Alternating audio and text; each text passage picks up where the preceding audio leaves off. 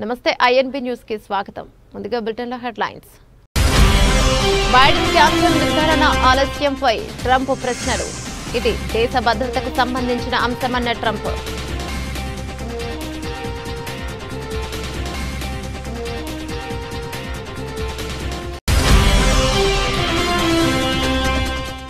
పెరుగుతున్న కరోనా కేసులతో భారత్లో ఆందోళన. నిన్నటికి దేశవ్యాప్తంగా 257 యాక్టివ్ కేసులు.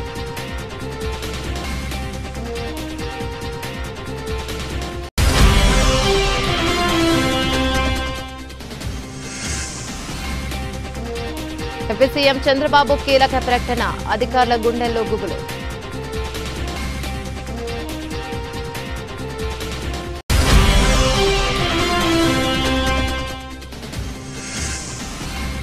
నిరుపేదలకు ఇంటి జాగా ఇవ్వలేం. మరో హామీపై చేతులెత్తేసిన ముఖ్యమంత్రి రేవంత్ రెడ్డి.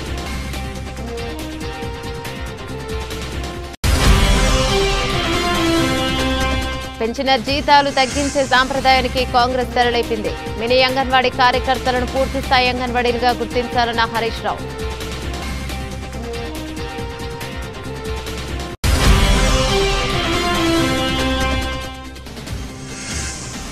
కాళేశ్వరం దర్యాప్తులో మలుపు. మాజీ సీఎం కేసీఆర్ విచారణకు రంగం సిద్ధం.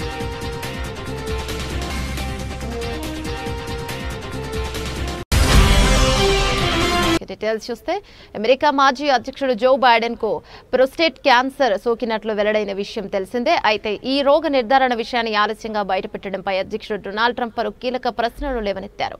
బైడెన్ ఆరోగ్యం గురించి ప్రజలకు వాస్తవాలు తెలియాల్సిన అవసరం ఉందని ఆయన అభిప్రాయపడ్డారు. జో బైడెన్ కు ప్రోస్టేట్ క్యాన్సర్ ఉన్నట్లు ఆయన కార్యాలయం ఆదివారం అధికారికంగా ప్రకటించింది. గ్లేసన్ స్కోరింగ్ విధానంలో ఆయన క్యాన్సర్ తీవ్రతను అంచనా వేయగా స్కోర్ 9గా నిర్ధారణ అయినట్లు తెలిపారు. ఈ స్కోర్ క్యాన్సర్ వేగంగా వ్యాపించే అవకాశాన్ని సూచిస్తుంది. పరిణామాలపై డొనాల్డ్ ట్రంప్ మాట్లాడుతూ ఆశ్చర్యం వ్యక్తం చేశారు. బైడెన్ కు క్యాన్సర్ సోకిందన్న విషయం ఎన్ని రోజుల తర్వాత తెలియడం నాకు చాలా ఆశ్చర్యం కలిగిస్తోంది. గ్లీసన్ స్కోర్ 9కి చేరుకోవడానికి చాలా సమయం పడుతోంది. గతంలో ఇదే వైద్యుడు బైడెన్ మానసికంగా ఆరోగ్యంగా ఉన్నారని చెప్పాడు. ఇది కేవలం రాజకీయ అంశం కాదు, మన దేశ భద్రతకు సంబంధించిన విషయం. క్యాన్సర్ విషయాన్ని ఎప్పటి వరకు కూడా ఎందుకు బయటకు వెల్లడించలేదు. ప్రజలకు దీని గురించి పూర్తి వాస్తవాలు తెలియాలి. కొందరు నిజాలు చెప్పడం లేదు. ఇది మరో పెద్ద సమస్యగా మారుతోందని ట్రంప్ వ్యాఖ్యానించారు. మరోవైపు జో బైడెన్ భార్య జిల్ బైడెన్ పై డొనాల్డ్ ట్రంప్ కుమారుడు డొనాల్డ్ ట్రంప్ జూనియర్ తీవ్ర విమర్శలు చేశారు. జిల్ బైడెన్ ఒక నకిలీ వైద్యురాలు అంటూ ఆయన ఆరోపించారు. డాక్టర్ అయినప్పటికీ తన భర్తలో క్యాన్సర్ లక్షణాలను గుర్తించలేకపోవడంపై ఆయన ఎక్స్ ట్విట్టర్ వేదికగా తప్పుపట్టారు. ఈ వ్యాఖ్యలు ఇప్పుడు చర్చనీయాంశంగా మారాయి. దేశంలో కరోనా వైరస్ కేసులు మళ్లీ స్వల్పంగా పుంజుకోవడం ఆందోళన కలిగిస్తోంది. మే 19 నాటికి దేశవ్యాప్తంగా 257 యాక్టివ్ కోవిడ్ కేసులు నమోదైనట్లు అధికారికంగా గణాంకాలు తెలుపుతున్నాయి. ఈ పరిణామంతో అప్రమత్తమైన ఆరోగ్య శాఖ అధికారులు వ్యాధి వ్యాప్తి తీరుతెన్నులపై నిశితంగా దృష్టి సారించారు. ఇప్పటికే హాంకాంగ్, సింగపూర్ వంటి దేశాల్లో కోవిడ్ కేసులు పెరుగుతుండడం గమనార్హం. ప్రస్తుతం మన దేశంలో కేరళ, మహారాష్ట్ర, తమిళనాడు రాష్ట్రాల్లో కోవిడ్ కేసులు ఎక్కువగా వెలుగు చూస్తున్నాయి. అయితే హాంకాంగ్, సింగపూర్లలో కోవిడ్ విజృంభణకు LF7NB1 8 అనే కరోనా వేరియంట్లు కారణమని నిపుణులు తెచ్చారు. ఈ రెండు వేరియంట్లు కూడా JN1 అనే మరో కొత్త వేరియంట్ నుంచి ఉద్భవించినవే కావడం గమనార్హం. ఒమిక్రాన్ BA.2.86 వేరియంట్ ను JN1 వేరియంట్ పుట్టుకొచ్చింది. దీని తొలిసారిగా 2023 ఆగస్టు నెలలో గుర్తించారు. గతంలో వచ్చిన వేరియంట్లతో పోలిస్తే 1-2 అదనపు జన్యు ఉత్పరివర్తనాల మ్యుటేషన్ల కారణంగా ఈ వేరియంట్కు వేగంగా వ్యాపించే సామర్థ్యం ఎక్కువగా ఉందని నిపుణులు చెబుతున్నారు. దీనివల్ల ఇది శరీరంలోని రోగనిరోధక శక్తిని సులభంగా ఛేదించే ఇన్ఫెక్షన్ కలుగజేస్తుంది.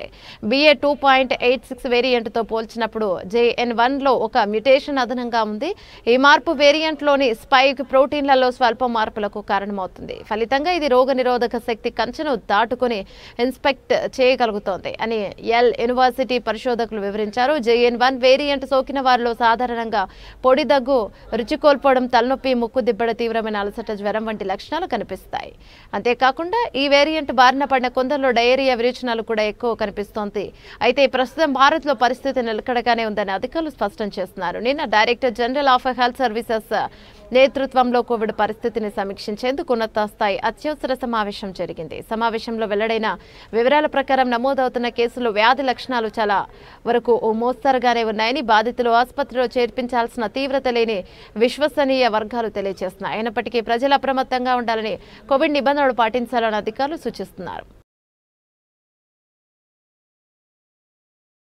ఆంధ్రప్రదేశ్ ముఖ్యమంత్రి చంద్రబాబు నాయుడు కీలక ప్రకటన చేశారు. జూన్ 12 తర్వాత ఎప్పుడైనా ఆకస్మిక తనిఖీలు ప్రారంభిస్తున్నట్లు తెలిపారు. ప్రజలకు అందుతున్న రేషన్, దీపం, ఏపీఎస్ఆర్టీసీ పంచాయతీ సేవలపై వెల్లడైన ప్రజాభిప్రాయాలను పరిశీలించిన సీఎం చంద్రబాబు నిన్న ప్రభుత్వ ప్రధాన కార్యదర్శి విజయానంద్ సీఎంఓ కార్యదర్శులతో సమీక్షించారు. కూటమి ప్రభుత్వం ఏర్పాటై ఏడాది కావస్తుందని, అన్ని శాఖల్లో ప్రభుత్వ పనితీరు, ప్రజా సేవల విషయంలో పూర్తిస్థాయి సంతృప్తి కనిపించారని సీఎం అన్నారు. కొన్ని శాఖల్లో మార్పు వచ్చిందని, అయితే ఆర్టీసీ వంటి చోట్ల ఇంకా సేవల్లో నాణ్యత పెరగాల్సి ఉందని సీఎం అన్నారు. దీపం 2 పథకం ద్వారా లబ్ధిదారులకు ఏడాదికి ఇచ్చే 3 సిలిండర్ల సబ్సిడీ మొత్తాన్ని ఒకేసారి ముందుగానే లబ్ధిదారుల ఖాతాల్లో జమ చేస్తామని సీఎం అన్నారు. లబ్ధిదారులు తమకు కావలసినప్పుడు దీపం పథకం కింద సిలిండర్ పొందవచ్చు. అయితే వారికి 3 సిలిండర్లకు ఇచ్చే మొత్తాన్ని ప్రభుత్వం ముందుగానే చెల్లిస్తుందన్నారు. రేషన్ సరుకుల పంపిణీపై అభిప్రాయాలు పరిశీలిస్తే మీరు ఈ నెల రేషన్ సరుకులు తీసుకున్నారా అని ప్రశ్నించగా 74% మంది అవునని, వాటి నాణ్యత ఎలా ఉంది అంటే బాగుందని 76% మంది చెప్పారన్నారు. రేషన్ పంపిణీలో నాణ్యతపై ప్రజల సంతృప్తిలో పశ్చిమ గోదావరి జిల్లా ప్రథమ స్థానంలో ఉందని చెప్పారు. అదేవిధంగా గ్యాస్ డెలివరీ సమయంలో డబ్బులు డిమాండ్ చేస్తున్నారా అనే అంశంలో 62% మంది లేదని, పలు చోట్ల ఈ విషయంలో సమస్య ఉందని చెప్పారన్నారు. ఆర్టీసీ సేవల విషయంలో ప్రయాణికుల నుంచి ఆశించిన స్థాయిలో సంతృప్తి వ్యక్తం కాలేదని, ఈ విషయంలో అధికారులు మరింత ప్రభావవంతంగా పనిచేయాలని సీఎం ఆదేశించారు. బస్టాండ్లో త్రాగునీటి సౌకర్యం, టాయిలెట్ల నిర్వహణ విషయంలో ప్రయాణికుల నుంచి అసంతృప్తి వస్తోందని, దీన్ని సరిచేసుకోవాలని సీఎం సూచించారు. త్రాగునీటిపై 44%, టాయిలెట్లపై 55% మంది సంతృప్తి వ్యక్తం చేశారన్నారు. ఇక పంచాయతీ సేవల విషయానికి వచ్చేసరికి ఇంటి నుంచి చెత్త సేకరణ జరుగుతోందా అనే ప్రశ్నకు 60% మంది అవునని చెప్పారని, గతంలో పోల్చుకుంటే గ్రామీణ ప్రాంతాల్లో చెత్త సేకరణ మెరుగైందని సీఎం అన్నారు. రానున్న రోజుల్లో డ్వాక్రా మహిళలకు తడి చెత్త నిర్వహణ బాధ్యత అప్పగించి కంపోస్టు తయారీ చేపడతామని సీఎం తెలిపారు. ప్రభుత్వ సేవల్లో డేటా అనలిస్టిక్స్ కీలకమని సీఎం అన్నారు. డేటా ఆధారంగా ఆయా ప్రభుత్వ శాఖలు తమ పనితీరును క్షేత్రస్థాయి నుంచి పరిశీలించుకునేందుకు అవకాశం ఉంటుందన్నారు. ప్రజల నుంచి వచ్చే ఫీడ్బ్యాక్ ను సమర్థవంతంగా విశ్లేషిస్తే ప్రభుత్వ మార్పుల్లో అనూహ్య మార్పులు తేవచ్చన్నారు. ఒక ప్రభుత్వ పథకం లేదా కార్యక్రమంపై ప్రజల్లో అసంతృప్తి వ్యక్తమవుతున్న సందర్భంలో వాటిని కారణాలను తెలుసుకుని దానికి అనుగుణంగా అధికారులు 6 ఉద్యోగులు పనిచేయాలన్నారు. ప్రతి శాఖలో ఉన్న అధికారులు ఆయా శాఖలపై వచ్చే డేటాపై అనలిటిక్స్ ద్వారా సేవలను మెరుగుపరచాలని సీఎం సూచించారు. ఇదంతా బాగానే ఉన్న జూన్ 12 నుంచి ఆకస్మిక తనిఖీలు చేయనున్నట్లు సీఎం ప్రకటించడంతో అధికారుల గుండెల్లో ఇప్పటి నుంచే గుబులు రేగుతోందని అంటున్నారు. ముఖ్యమంత్రి ఆకస్మిక పర్యటనలకు వచ్చిన సమయంలో ప్రజలు నేరుగా అధికారులపై ఫిర్యాదు చేసే అవకాశాలు ఉండటంతో వారి భయాందోళనలు వ్యక్తమవుతున్నాయి. అసెంబ్లీ ఎన్నికల సందర్భంగా ఇచ్చిన అనేక హామీలను అటకెక్కించిన కాంగ్రెస్ సర్కారు తాజాగా మరో హామీపై చేతులెత్తేసింది. నిరుపేదల ఇంటి జాగాలు ఇవ్వలేమని, ప్రభుత్వం వద్ద భూమి లేదని ముఖ్యమంత్రి రేవంత్ రెడ్డి పేర్కొన్నారు. నాగర్ కర్నూలు జిల్లా అచ్చంపేట నియోజకవర్గంలోని అమ్రాబాద్ పర్యటనలో స్థానిక గిరిజనులకు ఇదే విషయాన్ని తేల్చి చెప్పారు. సీఎం తాజా ప్రకటనపై విమర్శలు వెల్లువెత్తుతున్నాయి. అసెంబ్లీ ఎన్నికల సందర్భంగా చేవెళ్ల డిక్లరేషన్ పేరిట ఎస్సీ ఎస్టీలకు కాంగ్రెస్ పార్టీ రేవంత్ రెడ్డి అనేక హామీలు ఇచ్చారు. ఎస్సీ ఎస్టీలకు ప్రత్యేకంగా ఇందిరమ్మ పక్కా ఇండ్ల పథకాన్ని అమలు చేస్తామని, ఇల్లు లేని ప్రతి ఎస్సీ ఎస్టీ కుటుంబానికి ఇంటి స్థలంలో పాటు ఇంటి నిర్మాణానికి 6 లక్షలు అందజేస్తామని మేనిఫెస్టోలోను ప్రకటించారు. అధికారంలోకి వచ్చిన తర్వాత అనేక హామీల అమలును అటకెక్కించిన సీఎం రేవంత్ రెడ్డి తాజాగా ఇండ్ల జాగాలపై కూడా చేతులెత్తేశారు. సోమవారం అమరాబాద్ లో ఇందిరా సౌరగిరి జల వికాసం పథకాన్ని సీఎం ప్రారంభించారు. ఈ సందర్భంగా స్థానిక చెంచు మహిళలు గిరిజనులతో సీఎం ముచ్చటించారు. ఈ సందర్భంగా పలువురు చెంచు మహిళలు మాట్లాడుతూ ఇండ్ల స్థలాలను కొనుక్కోలేని దుస్థితిలో ఉన్నామని, ప్రభుత్వమే జాగాలు ఇప్పించి ఇండ్లు కట్టించి ఇవ్వాలని ముఖ్యమంత్రి రేవంత్ రెడ్డిని వేడుకున్నారు. దీనిపై సీఎం రేవంత్ రెడ్డి స్పందిస్తూ ఇండ్ల జాగాలు ఇచ్చేందుకు ప్రభుత్వం వద్ద భూమి లేదని తేల్చి చెప్పారు.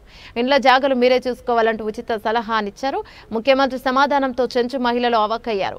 అటు తర్వాత చెంచుల వరకు ప్రత్యేకంగా ఏదైనా పథకం ఏర్పాటు చేసి ఇండ్ల జాగాలు ఇచ్చే విషయం ఆలోచించాలని మంత్రి సీతక్కకు సూచించారు. ఇండ్ల జాగాలు కావాలంటే సీతక్కనే అడగాలని చెంచు మహిళలకు చెప్పారు. సీఎం తాజా వ్యాఖ్యలతో ఇండ్ల జాగాల పంపిణీ ముచ్చట కూడా ఉత్తదేనని తేలిపోయింది. కార్యక్రమంలో డిప్యూటీ సీఎం బట్టి విక్రమార్క, మంత్రులు ఉత్తమ్ కుమార్ రెడ్డి, పొంగులేటి శ్రీనివాసరెడ్డి, సీతక్క, జిల్లా ఇన్ఛార్జి మంత్రి దామోదర్ రాజనరసింహ పాల్గొన్నారు. మినీ అంగన్వాడీ కార్యకర్తలను పూర్తిస్థాయి అంగన్వాడీలుగా గుర్తించి వారికి పెంచిన వేతనాలను తక్షణం చెల్లించాలని బీఆర్ఎస్ ఎమ్మెల్యే మాజీ మంత్రి హరీష్ రావు డిమాండ్ చేశారు. ఈ విషయంలో కాంగ్రెస్ ప్రభుత్వం తీవ్ర నిర్లక్ష్యం వహిస్తోందని, బీఆర్ఎస్ హయాంలో ఇచ్చిన జీవోను కాపీ కొట్టి ప్రచారం చేసుకోవడం మినహా వారికి చేసిందేమీ లేదని ఆయన తీవ్రస్థాయిలో విమర్శించారు. ఈ మేరకు ముఖ్యమంత్రి రేవంత్ రెడ్డికి హరీష్ రావు బహిరంగ లేఖ రాశారు. గత బీఆర్ఎస్ ప్రభుత్వం 3,989 మంది మినీ అంగన్వాడీ కార్యకర్తల సేవలను గుర్తించి వారిని అంగన్వాడీలుగా అప్గ్రేడ్ చేస్తూ 2023 సెప్టెంబర్లో జీవో ఇచ్చిందని, అయితే ఎన్నికల కోడ్ కారణంగా అది అమలు కాలేదని హరీష్ రావు గుర్తు చేశారు. కాంగ్రెస్ అధికారంలోకి వచ్చాక మంత్రి సీతక్క ఇదే అంశంపై తొలి సంతకం చేశారని, డిసెంబర్ 17న జీవో కూడా ఇచ్చారని, కానీ అది పాత జీవోకు నకలేదని ఆరోపించారు. ఇక ప్రభుత్వం జనవరి 2024 నుంచి 3 నెలల పాటు 13,650 చొప్పున పెరిగిన వేతనం అందించి ఆ తర్వాత మళ్లీ వారి జీతాన్ని ఇక 7,800కి తగ్గించి పాత పద్ధతిలోనే చెల్లిస్తున్నారని హరీష్ రావు ఆవేదన వ్యక్తం చేశారు. ఇది అత్యంత దారుణమని, పెంచిన జీతాలు తగ్గించే సాంప్రదాయానికి కాంగ్రెస్ ప్రభుత్వం తెరలేపిందని ఎద్దేవా చేశారు. మే నెలకు సంబంధించి కేవలం 8 జిల్లాల్లోనే పెరిగిన వేతనాలు చెల్లించి మిగతా జిల్లాల వారిని విస్మరించడం అన్యాయమన్నారు. జనవరి 2024 నుంచి పెండింగ్ లో ఉన్న పూర్తి జీతాలను మినీ అంగన్వాడీలందరికీ వెంటనే చెల్లించాలని, అంగన్వాడీ కేంద్రాలుగా మారిన చోట హెల్పర్లను నియమించాలని, మే నెల జీతాలు అందని జిల్లాలు కూడా తక్షణమే పంపిణీ చేయాలని హరీష్ రావు తన లేఖలో ప్రభుత్వాన్ని డిమాండ్ చేశారు. గ్రామీణ ప్రాంతాల్లో సేవలందిస్తున్న మహిళల కడుపు కొట్టడం సరికాదని హితవు పలికారు.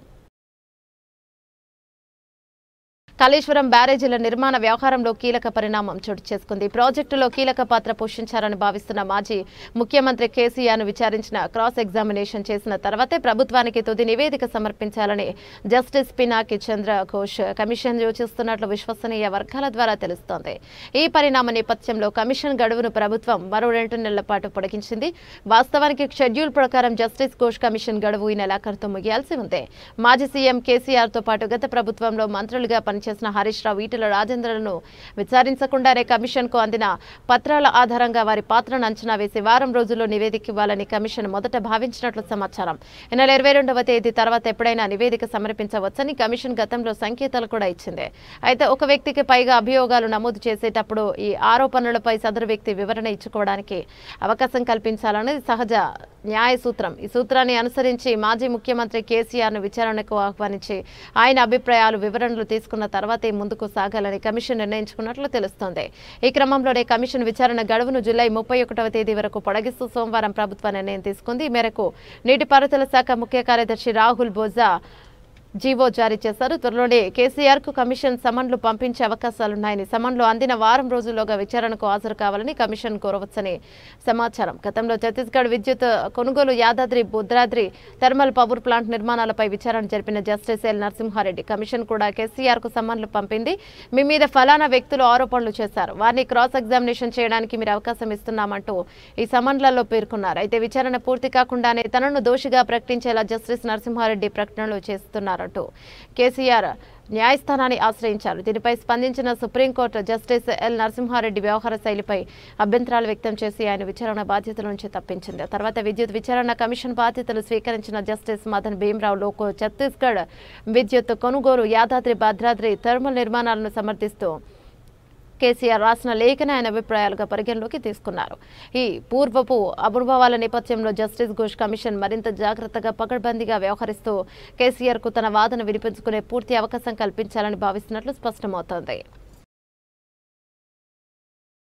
సూర్యాపేట జిల్లా కోదాడ బస్టాండ్ 16.85 కోట్లతో ఆధునీకరణకు పనుల ప్రగతిపై సమీక్ష నిర్వహించిన ఉత్తమ్ పద్మావతి రెడ్లకుంట లిఫ్ట్ నిర్మాణ పనులను పరిశీలన చేస్తున్నారు.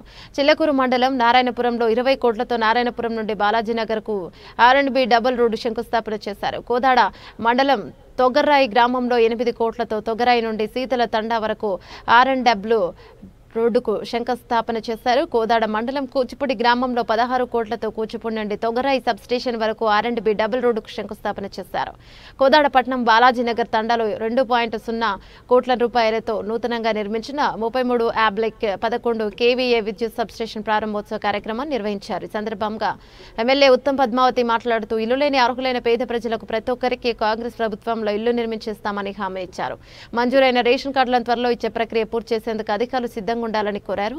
రోడ్ల నిర్మాణాలు చేపట్టిన కాంట్రాక్టర్లందరూ త్వరగా పనులు పూర్తి చేయాలని ఆదేశాలను జారీ చేశారు. కోదాడ పట్టణంలో 16.85 కోట్ల రూపాయలతో బస్టాండ్ ఆంధ్ర తెలంగాణ బార్డర్ అయిన కోదాడలో అద్భుతంగా నిర్మించబోతున్న బస్టాండ్ను చూసే ప్రతి ఒక్కరు అభినందించాలన్నారు.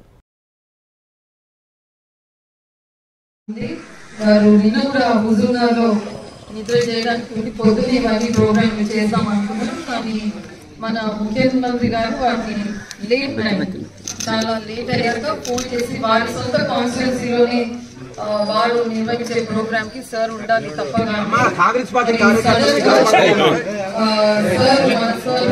ముఖ్యమంత్రి గారి కాన్స్టిట్యున్సీకి రావడం జరిగింది. కాబట్టి మళ్ళీ పనులు ఆగకుండా ప్రారంభోత్సవం చేస్తే మన పనులు మన రోడ్లు మనకు త్వరగా కాంట్రాక్టర్ వాళ్ళు మరి చేసిస్తారనే ఏకైక ఉద్దేశంతో మరి ఈ రోజు నేను వచ్చి ఆ ప్రోగ్రాం యథావిధిగా అన్ని రోడ్లు కూడా ప్రారంభోత్సవం చేసుకుంటూ వెళ్తున్నాను. మన నియోజకవర్గంలో మరి ఒక్క రోడ్డు ఇప్పుడే కూచిపూడి తొగర్రాయి రోడ్డు కూడా 12 కోట్లు తెచ్చి అక్కడ వేస్తున్నాము. ఇక్కడ 8 కోట్లు.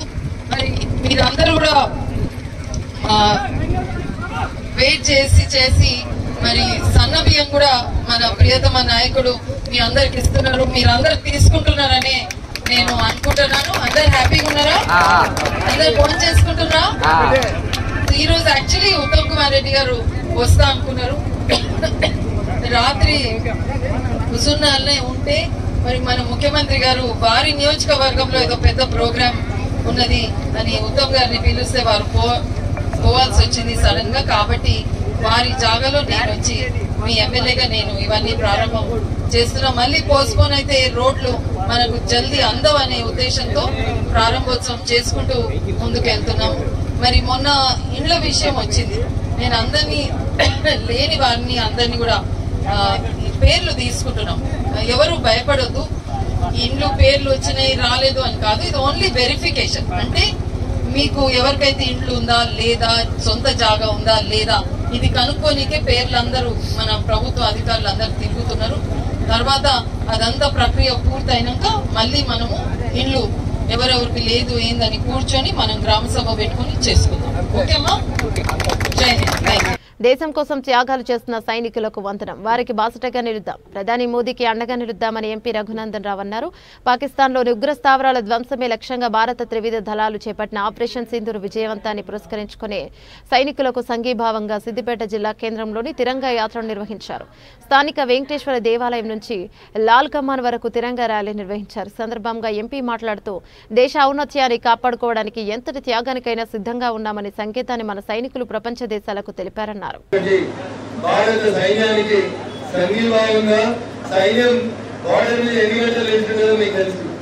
కనీసం మంచు కురుస్తున్నా, పక్కన బాంబులు వెళ్తున్నా కదలకుండా ఉన్న మనమందరం కూడా ఈ దేశం కోసం కంఠం నింపుకొని శోషిస్తున్న మనమందరం కూడా వాళ్ళు రోజు 28 గంటలు డ్యూటీ చేస్తారు. మనం 80 నిమిషాలు కూడా నిలబడలేకపోతా ఉన్నాం. గట్టిగా నిలబడుతుంది. పక్కన కోరుకునే ఓటర్లు ఛాయల తర్వాత ప్రధాని నరేంద్ర మోడీ గారికి సంఘీభావంగా ఇక్కడికి వచ్చినాం. ఎట్లుండాలి? అంత కోట్ల రోజులు వలిపోయేంత ఆవేశంగా ఈ ర్యాలీ ముందుకు సాగింది. డ్రోన్లు తీసుకొచ్చి మన జనాలను చంపుతామని, మన సైనిక స్థావరాన్ని కూల్చుతామని కొంతమంది ముష్కర్లు ప్రయత్నం చేస్తే దాటిని ఆ బార్డర్ డ్రోన్లు ఎక్కడికక్కడ కకావికలం చేసినాం. ఏడికి వచ్చిన డ్రోన్ ని ఆడనే కూడగొట్టారు. ఎవరు తయారు చేసినవన్నీ? 10 ఏళ్లలో ఈ దేశం స్వయం సమృద్ధి చెందాలని, నా దేశం ఎవరిని ఆధారపడద్దని, దేనికైనా గుండు సూది దగ్గర నుంచి మొదలుకుంటే తిరంగి దాకా ప్రతిదీ గంట మీద తయారు కావాలని make in India Narendra Modi అంటే కొన్ని కుక్కలు మొలిగినాయి. ఈ దేశంలో ఏం తయారైతాయి? అన్ని చైనాకి వస్తాయని మొలిగింది. చైనా విమానాలని కూర్చున్నావా కూర్చోలేదా? ఎక్కువ కూలిందా లేదా? ఎవరు గట్టిగా నిలబడ్డారు? మనం నిలబడ్డాం.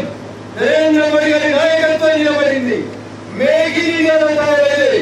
ఇంకా గర్వంగా చెప్పాలంటే మరి భాగ్యనగరంలో సైంటిస్టులు తయారు చేసినటువంటి క్షిపణులు పాకిస్తాన్, చైనా ఇంకా ఇతర దేశాల నుంచి వచ్చినటువంటి క్షిపణులని ఎక్కడికక్కడ ఊరిస్తుంటే రేవంత్ రెడ్డి ఎన్నడూ మహిళలకు కోటీశ్వరులను చేస్తాడు. ఒకసారి నమ్మి మోసపోయింది చాలు. రేవంత్ రెడ్డిని నమ్మి ఇంకెవరు ఓటు వేరు. కేసీఆర్ సన్నబియ్యం ఇస్తే ఇక సగం నూకలు సగబియ్యం ఇస్తున్నది కాంగ్రెస్ ప్రభుత్వం అని మండిపడుతున్నారు మహిళలు. కొత్త పెన్షన్ అని పెట్టినాం. ఆ కొత్త పెన్షన్ ఇస్తలేడు. వీడికి 2 సార్లు పెట్టినాం. 2 సార్లు ఇస్తలేడు. అవి మహిళలు కోటేశ్వరాలు చేస్తాడు. వాడేనాడు చేస్తాడు బిడ్డ. ఇంకా ఉన్నది లేదు గుంజుకొని తింటాడు. అంతే నన్ను అందరూ దొంగ దొంగ అంటారు. దొంగే మరి ఎందుకట్లా? దొంగ కాకపోతే బస్ ఎక్కితే పైసలు పోతే తిరిగి కూర్చున్నాం. ఇప్పుడు వేసి సర్తారు బలం ఉన్నోళ్ళు, బలం నెలలో కింద పడతాను. అవునా? ఏం చేస్తాం మరి నెలకు 6,000 7,000 మిగులుతాయడగా మీకు. ఎందుకు అని మిగులు పాడబడా దెబ్బలు పడి మళ్ళా దవాఖాన పోతే మళ్ళీ 5,000 కానీ బట్టి ఏమిటికి 6,000 మిగులు. మరి పడుతూ కొడుతుర్రు సదనైన వాళ్ళు కొడుతుర్రు, నూకేస్తారు, నూకేసే వరకు దిప్పుకు అంటే ఏం చేస్తాం. రేవంత్ రెడ్డి వచ్చినాక గ్యాస్ 500 వస్తుందా? మాకైతే ఎత్తలేదు ఈ వరకు. తులం బంగారం ఆయన బంగారం మీద మన్వయ ఇంకా తులం ఇస్తాడా? ఇంకా అప్పుడన్నా 1,16,000 ఏమో వచ్చినాయి. అయితే ఇప్పుడు ఇంకో మాట అంటాడు, నేను మహిళల్ని కోటీశ్వరాలు చేస్తా, వాళ్ళు నాకు అంటాడు. ఓట్లు వేస్తారా మీ మహిళలు అట? వానికి వేసే బదులు పురాగా మొత్తం ఊకోవాలి, వానికి ఓటేద్దు, వానికి గెలిపియాలి. మరి ఆయన ధీమా చెప్తాడు, మహిళలు ఓటేస్తే సార్ మళ్ళా గెలుతా నేను అంటాడు. గెలవనితి ఎవడెత్తదో ఎవతెత్తదో ఎవ్వలేయరానికి. అంతేనా? ఎవ్వలేయరు. గ్యాస్ ఎంత కట్టుకుంటాను? 960. మరి ఫ్రీ కరెంట్ వస్తుందా? ఏం లేదు. మరి ఏం చేసినా రేవంత్ రెడ్డి? ఏం చేయలేమని చేసుడు పాడుగానే ఉన్నది ఓడగొడతాడు. పింఛన్ లేస్తాడు, ఏడుతుర్రు పింఛన్ ఉన్నోళ్ళు, లేనోళ్ళు లేకెడతానో ఉన్నోళ్ళు ఏత్తలేరు.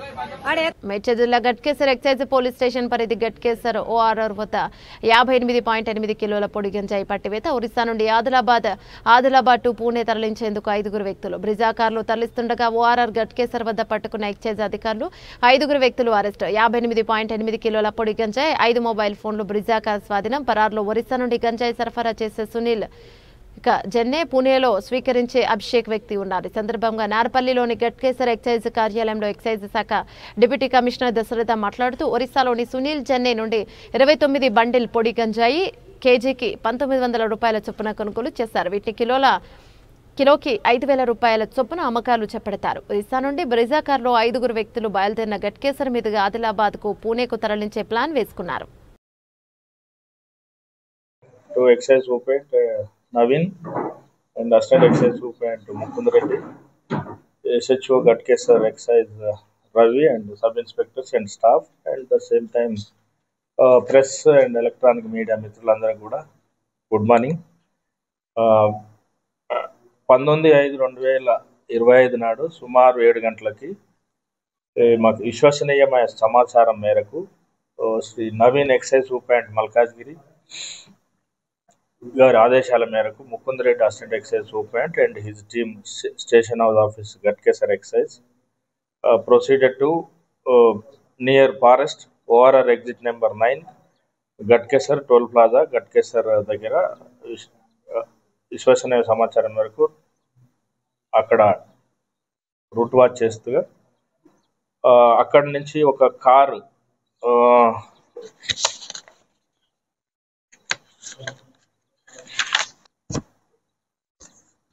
వెహికల్ నెంబర్ KA 39M 2162 గల బ్రిజా కార్ ను వీళ్ళు ఆపి చెక్ చేయగా అనుమానాస్పదంగా విశ్వసనీయ సమాచారం కూడా ఉండడము చెక్ చేయగా వాళ్ళు అందులో ఒక 5 వ్యక్తులు ఉన్నారు. వీళ్ళను విచారించగా వాళ్ళ పేర్లు ఒకటి Govind తప్సలే son of Janardhan age 36, house number 1-10 శంషేర్పూర్ వాడి బల్కి జైగన్ బీదర్ డిస్ట్రిక్ట్ కర్ణాటక. అదేవిధంగా A2 రెండో పర్సన్ గజానంద్ సన్ ఆఫ్ దేవుడ age 21 years same residence. Third accused Andhra Pradesh రాష్ట్రంలో రానున్న 2 రోజుల పాటు భారీ వర్షాలు కురిసే అవకాశం ఉందని ఏపీ విపత్తుల నిర్వహణ సంస్థ మేనేజింగ్ డైరెక్టర్ రోనంకి కుర్మనాథ్ తెలిపారు. రాయలసీమలో కొన్ని చోట్ల పిడుగులతో కూడిన భారీ వర్షాలు కురిసే అవకాశం ఉందని చెప్పారు. ఉష్ణోగ్రతలు 38 సెంటీమీటర్ల నుంచి 40 సెంటీమీటర్ల మధ్య నమోదయ్యే అవకాశం ఉందని వెల్లడించారు. గంటకు 50 నుంచి 60 కిలోమీటర్ల వేగంతో ఈదురుగాలులు వీచే అవకాశం ఉందని చెప్పారు. హోర్డింగ్స్, చెట్ల కింద శిథిలావస్థలో ఉన్న గోడలు, భవనాల దగ్గర నిల్చోవద్దని సూచించారు. పిడుగులతో కూడిన భారీ వర్షాల నేపథ్యంలో ప్రజలు అప్రమత్తంగా ఉండాలని రోనంకి కూర్మనాథ్ అన్నారు. 20వ తేదీన తిరుపతి, చిత్తూరు, నెల్లూరు, వైఎస్ఆర్, అన్నమయ్య, శ్రీ సత్యసాయి, అనంతపురం, కర్నూలు, నంద్యాల జిల్లాలో పలుచోట్ల భారీ వర్షాలు కురిసే అవకాశం ఉందని తెలిపారు. విజయనగరం, విశాఖపట్నం, అనకాపల్లి, తూర్పు గోదావరి, పశ్చిమ గోదావరి, కోనసీమ, కృష్ణా, గుంటూరు, పల్నాడు, బాపట్ల జిల్లాలో అక్కడక్కడ తేలికపాటి నుంచి మోస్తారు వర్షాలు కురిసే అవకాశం ఉందని చెప్పారు. మే 21న బుధవారం అనంతపురం, అన్నమయ్య, శ్రీ సత్యసాయి, చిత్తూరు, కర్నూలు, నంద్యాల జిల్లాలో పలుచోట్ల భారీ వర్షాలు కురిసే అవకాశం ఉందని రోనంకి కూర్మనాథ్ వెల్లడించారు. స్టాక్ మార్కెట్లు వరుసగా రెండో రోజు నష్టపోయాయి. అమెరికా రేటింగ్ను తగ్గిస్తూ మూడీస్ తీసుకున్న నిర్ణయంతో ప్రపంచ మార్కెట్లు కుప్పకూలాయి. దీంతో పాటు ఐటీ, బ్యాంకింగ్ షేర్లలో అమ్మకాలు పోటెత్తడంతో సూచీలు భారీగా నష్టపోయాయి. ఒక దశలో 82,000 పాయింట్ల దిగువకు పడిపోయిన 30 షేర్ల ఇండెక్స్ సూచీ సెన్సెక్స్ చివరకు మార్కెట్ ముగిసే సమయానికి 271.17 పాయింట్లు నష్టపోయి 82,559.42 వద్ద ముగిసింది. మరో సూచీ నిఫ్టీ 74.35 పాయింట్లు కోల్పోయి 24,945.45 వద్ద స్థిరపడింది. తీవ్ర ఒడిదుడుకుల మధ్య ప్రారంభమైన సూచీలు చివరి వరకు బేరిష్ ట్రెండ్ను కొనసాగించాయి. మధ్యాహ్నం తర్వాత అంతర్జాతీయ మార్కెట్ల నుంచి వచ్చిన ప్రతికూల సంకేతాలు మార్కెట్లను నష్టాల్లోకి నెట్టాయని దలాల్ స్ట్రీట్ వర్గాలు వెల్లడించాయి. ఐపీఎల్ 2025లో Lucknow bowler Digvesh Rathi Hyderabad Sunrisers batter Abhishek శర్మకు జరిమానా పడింది. సోమవారం జరిగిన మ్యాచ్లో ఆ ఇద్దరు వాగ్వాదానికి దిగారు. అభిషేక్ అవుట్ అయిన సమయంలో దిగ్వేష్ తమ సిగ్నేచర్ యంగ్ టైగర్ ఎన్టీఆర్ పుట్టినరోజు సందర్భంగా అభిమానులకు అదిరిపోయే ట్రీట్ లభించింది. ఆయన బులెటిన్ ముగించే ముందు హెడ్లైన్స్ మరోసారి. బైడెన్ క్యాన్సర్ నిర్ధారణ ఆలస్యంపై ట్రంప్ ప్రశ్నలు. ఇది దేశ భద్రతకు సంబంధించిన అంశమన్న ట్రంప్.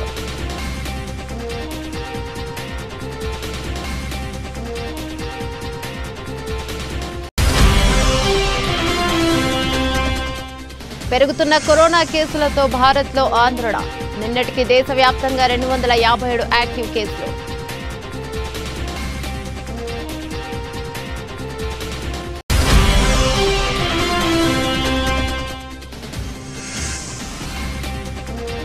ఏపీ సీఎం చంద్రబాబు కీలక ప్రకటన. అధికారుల గుండెల్లో గుబులు.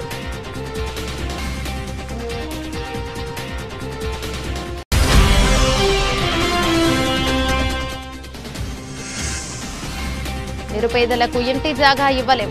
మరో హామీపై చేతులెత్తేసిన ముఖ్యమంత్రి రేవంత్ రెడ్డి.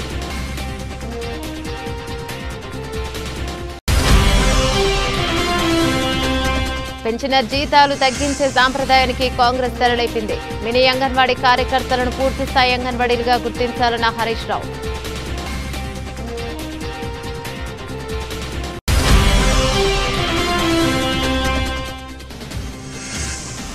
కాళేశ్వరం దర్యాప్తులో మలుపు. మాజీ సీఎం కేసీఆర్ విచారణకు రంగం సిద్ధం.